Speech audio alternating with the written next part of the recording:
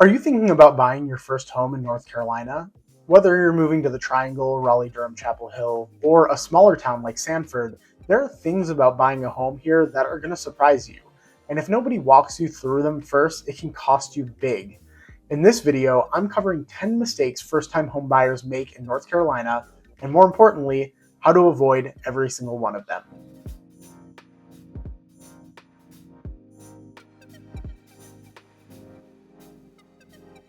Hey everyone, my name is Zach. I'm a local realtor here with Main Street Realty Group in Sanford, North Carolina. We work with buyers and sellers all across the area, from Sanford to Lillington to communities throughout the Research Triangle. And I put this video together because these are the exact conversations I have with every buyer before we even look at a home. Let's start at the very beginning. Before you tour a single home, because of what's called the NAR settlement, the National Association of Realtors, agents are now required to have a written agency agreement with you before they can even show you a property.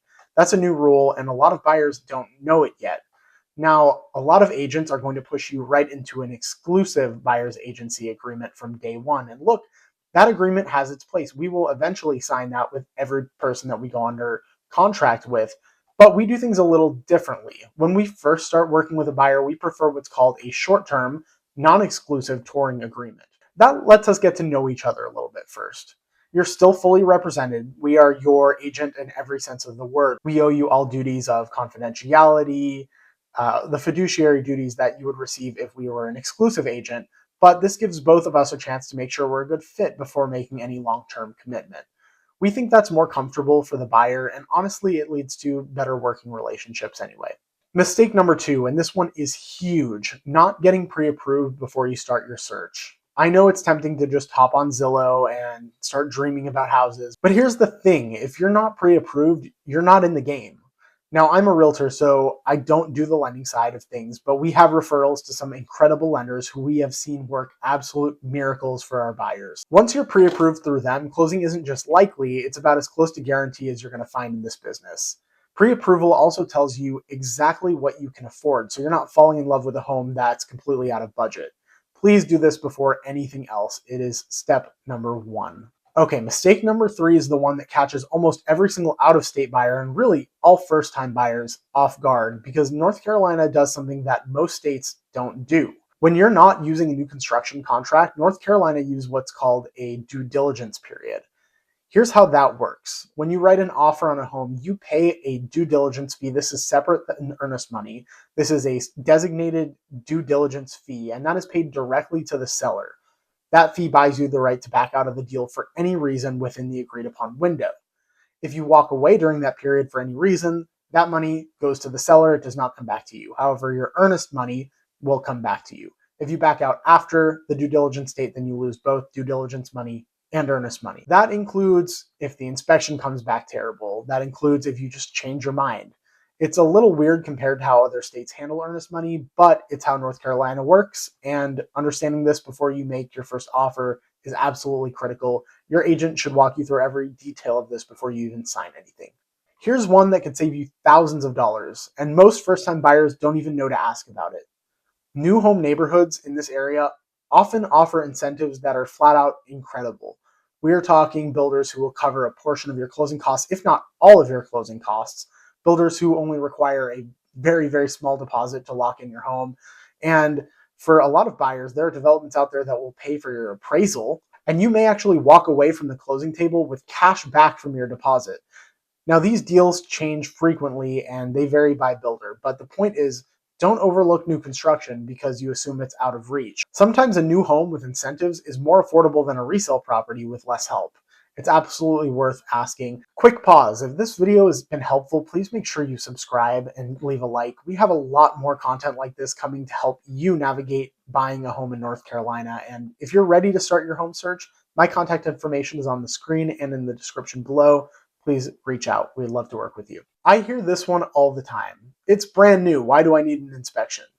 Here's why. Builders are human, subcontractors are human, and new construction homes can have code violations, incomplete work, and of course defects that are very hard to catch if you don't know what you're looking for. We have a referral for great inspectors who are thorough, and when I say thorough, I mean they will call out anything and everything that does not meet code or does not pass. Some buyers are surprised by how detailed the report is on a brand new home, but I'd rather you have a long report on a new home than miss something that becomes your problem the moment you close. Always get the inspection, new home or resale, always. Plus, a lot of new construction builders will just take your inspection report and check off every single thing as they complete it, fix everything or everything within reason. And there are some builders that aren't quite like that. So again, that's a good thing to talk to your realtor about because they usually know because they work with them. This one is really about setting your expectations before you go under contract. In North Carolina, sellers are not required to make any repairs. Homes are sold as is. The inspection gives you information about the condition of the property. What the seller decides to do with that information is up to them. Now, that doesn't mean you can't negotiate repairs or credits. You absolutely can and you should, but going in expecting a seller to fix every item on the inspection report is going to lead to frustration. Your agent will help you understand what's reasonable to ask for and what isn't. That's part of what we do. Okay, this one I really have to address because it is becoming more and more common. We're in the age of AI. And look, I get it. These tools are very helpful. But when it comes to writing and negotiating offers in a local market, your agent's experience is going to be way more accurate than any AI tool out there.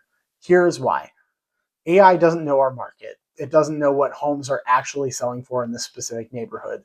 It doesn't know a seller's timeline. It doesn't know what happened in the last 30 days of closings in our market.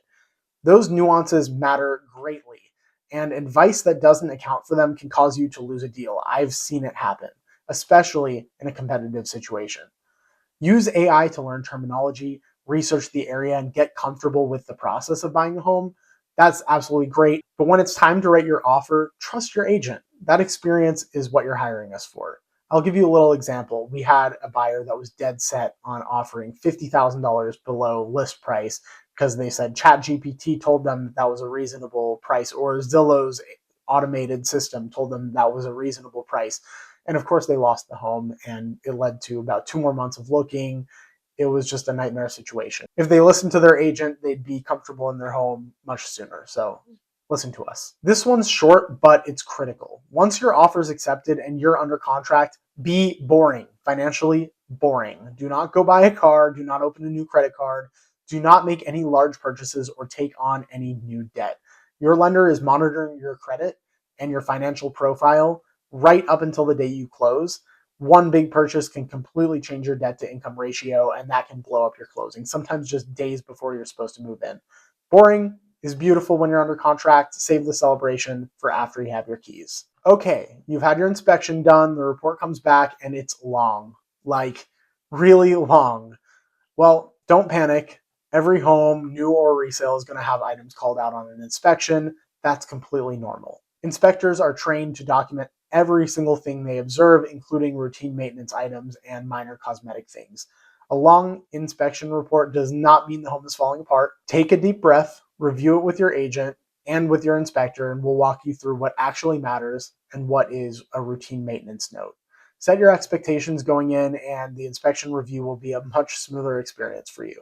This is the last one, and it surprises almost every buyer who hasn't bought in North Carolina before. In North Carolina, you do not own the home the moment you sign your closing documents. You own the home when the deed is recorded with the County Register of Deeds. And depending on the law firm handling your closing, that can take anywhere from 2 hours to over a day after you sign. Here's where it gets important. If you sign late on a Friday afternoon, or if there's a holiday or weekend involved, the deed may not record until Monday, which means you may not have access to the home until then. Do not schedule your movers for the same afternoon you close unless you have a very early closing and you are certain you're going to be signing those documents at that time and everything will fund perfectly. Give yourself a buffer if you can.